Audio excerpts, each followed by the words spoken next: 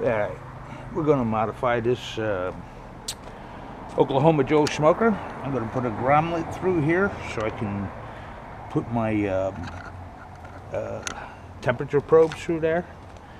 And we're just going to do a little modification here to see how this works. So, I'll go about grill green. Let's go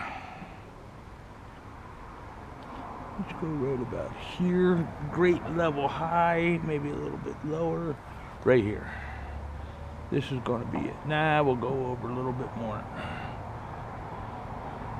We got the handle there. Yeah, we'll go call it right there.